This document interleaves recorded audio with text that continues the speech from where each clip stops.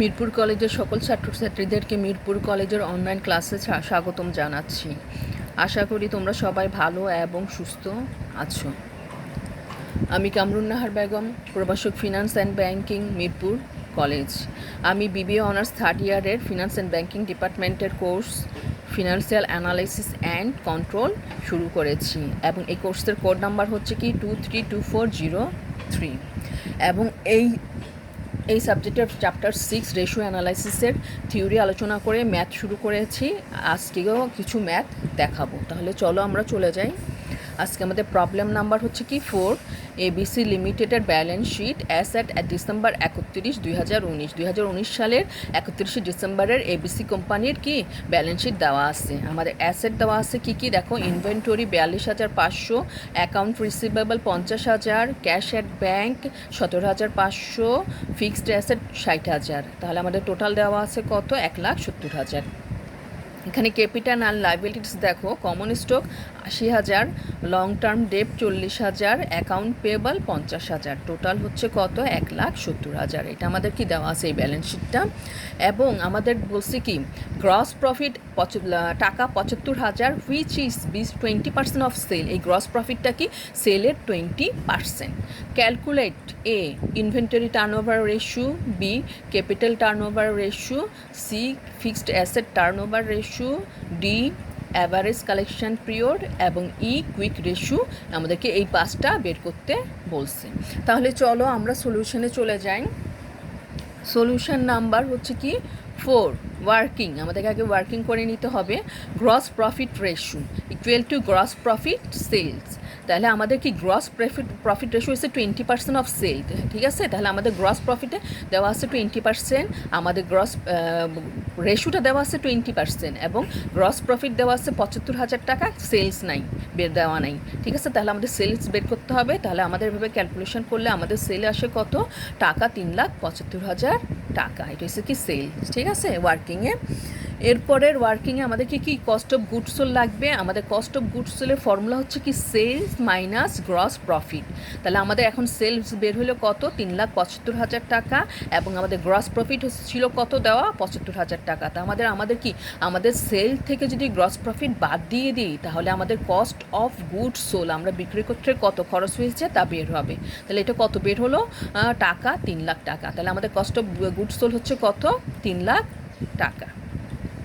নাও এ আমাদের ফার্স্টে বলছে কি inventory turnover ratio equal to cost of goods sold divided by inventory. তাহলে আমাদের কস্ট অফ গুডস সোল্ড বের হলো 3,00,000 টাকা এবং আমাদের ইনভেন্টরি কোশ্চেনে দেওয়া আছে কত, 42,500 টাকা।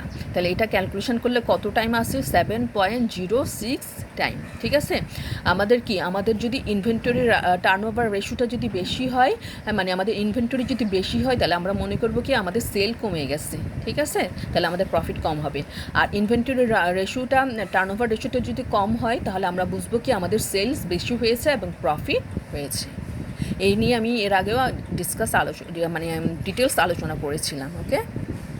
এবার আমরা চলে যাই আমাদের রিকোয়ারমেন্ট বিতে। আমাদের রিকোয়ারমেন্ট বিতে বলছে ক্যাপিটাল টার্নওভার বের করতে বলছে, টার্নওভার রেশিও। তাহলে এটার সূত্র হচ্ছে কি capital turnover ratio equal to sales divided by capital. Sales 3,75,000 টাকা এবং আমাদের ক্যাপিটাল দেওয়া আছে 80,000 টাকা। তাহলে আমাদের কারেন্ট ক্যাপিটাল টার্নওভার রেশিও হচ্ছে কি 4.69 টাইমস, মানে এত সময়ের মধ্যে টার্নওভার আমাদের ক্যাপিটালটা ফিরে আসবে।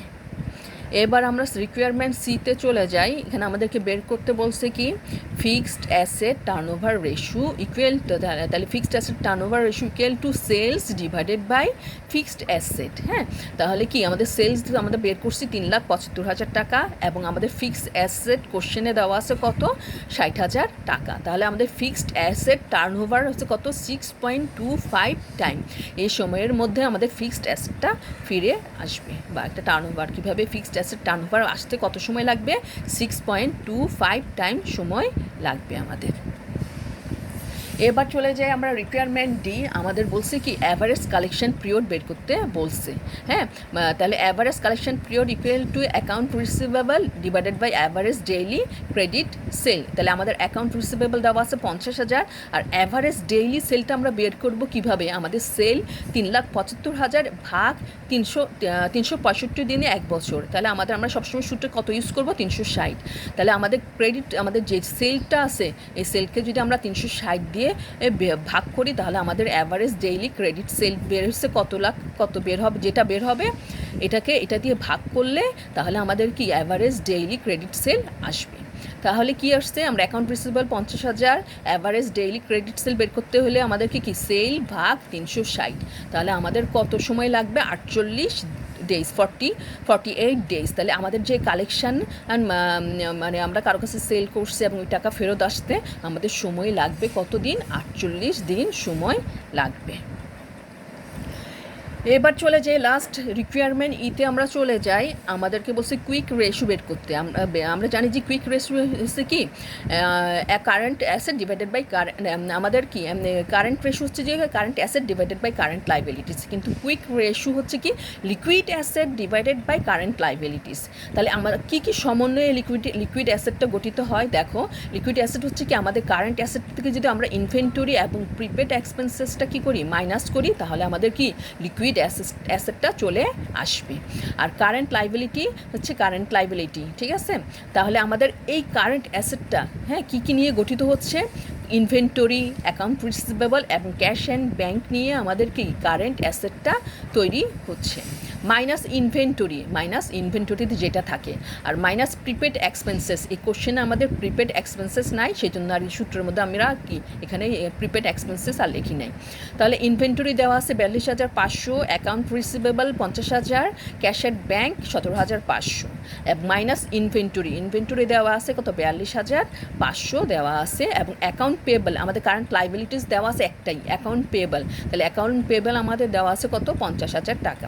তাহলে এটা ক্যালকুলেশন করলে ভাগ করলে আমাদের রেজাল্ট সময় কুইক রেশিও আসতেছে কত?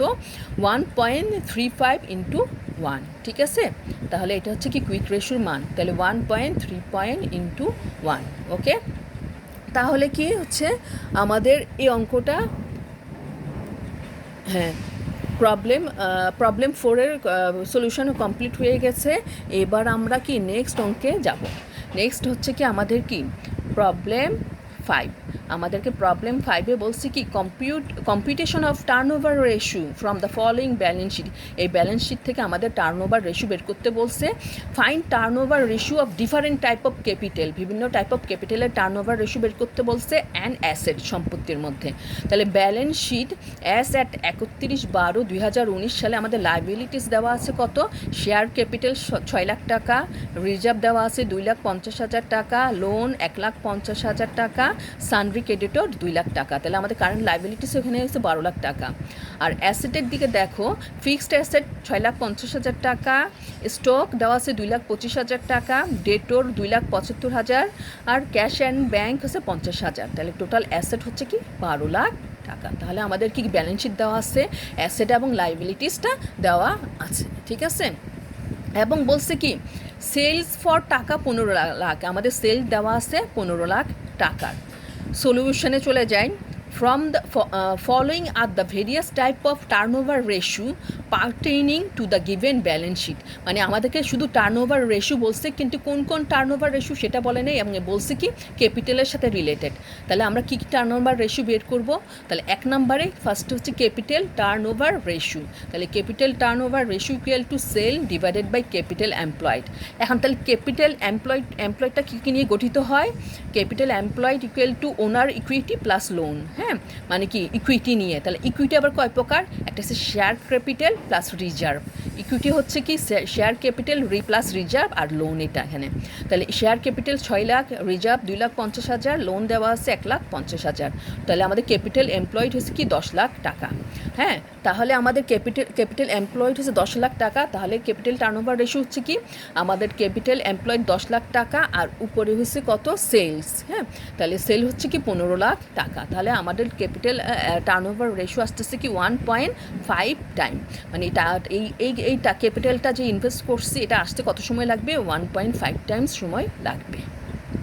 2 নম্বর আমরা বের করব প্রোপাইটরি ফান্ড টার্নওভার রেশিও। হ্যাঁ, তাহলে এটা equal to sales divided by proprietary fund.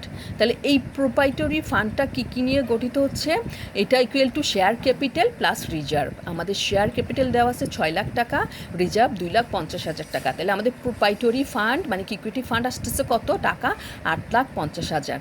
তাহলে আমাদের সেল হয়েছে কি 15 লাখ টাকা এবং প্রোপাইটরি ফান্ড রেট হয়েছে কি 8,50,000 টাকা। এবং তাহলে প্রোপাইটরি ফান্ড টার্নওভার রেশিও হচ্ছে কি 1.76 টাইম। তাহলে এই সময়টা লাগবে আমার এই ফান্ডটা ফিরে আসতে। ঠিক আছে, তাহলে এটা গেছে প্রোপাইটরি ফান্ড টার্নওভার রেশিও। 3 নম্বরে চলে যাই আমরা, ওয়ার্কিং ক্যাপিটাল টার্নওভার রেশিও। এটা equal to sales divided by working capital. Working capital আমরা জানি কি current asset minus current liabilities. তাহলে কারেন্ট অ্যাসেট কী নিয়ে, stock plus debtor plus cash and bank. Stock দেওয়া আছে 2,25,000, ডেটর 2,75,000, ক্যাশ অ্যান্ড ব্যাঙ্ক দেওয়া আছে কত, 50,000। তাহলে কারেন্ট অ্যাসেট হচ্ছে 5,50,000 আর কারেন্ট লাইবিলিটিস আমাদের একটাই দেওয়া আছে সানরি ক্রেডিটর। তাহলে এটা কত লাখ টাকা, 2 লাখ টাকা। তাহলে working capital turnover ratio equal two কি সেলস ডিভাইডেড বাই কি ওয়ার্কিং ক্যাপিটালটা মানে কি current asset minus current liabilities. তাহলে আমার কারেন্ট অ্যাসেট বের হয়েছে কত, 5,50,000 টাকা এবং মাইনাস কারেন্ট লাইবিলিটিস। হ্যাঁ, তাহলে লাইবিলিটিস বের হয়েছে 2 লাখ টাকা। তাহলে আমাদের কত আসে রেজাল্ট, 4.28 টাইমস। হ্যাঁ, তাহলে এই ক্যাপিটাল টার্নওভারটা আসতে আমাদের কত সময় লাগবে, 4.28 টাইম সময় লাগবে। 4 total asset turnover ratio. Total asset turnover ratio equal to হচ্ছে কি total asset divided by total sale divided by total asset. Sale হচ্ছে 15 লাখ টাকা, অ্যাসেট 12 লাখ টাকা। তাহলে এই অ্যাসেটটা ফিরে আসতে কত সময় লাগবে, 1.25 টাইম সময় লাগবে। এরপরে 5 নম্বর fixed asset turnover ratio equal to total sale divided by fixed asset. Fixed asset বলাতে ফিক্সড অ্যাসেট বসবে। তাহলে টোটাল সেলস হচ্ছে কি 15 লাখ টাকা এবং ফিক্সড অ্যাসেট 6,50,000 টাকা সমান এই ফিক্সড অ্যাসেটটা টার্নওভারটা ফিরে আসতে কত সময় লাগবে, 2.31 টাইম সময় লাগবে। তাহলে এটা হচ্ছে কি ফিক্সড অ্যাসেট টার্নওভার রেশিও।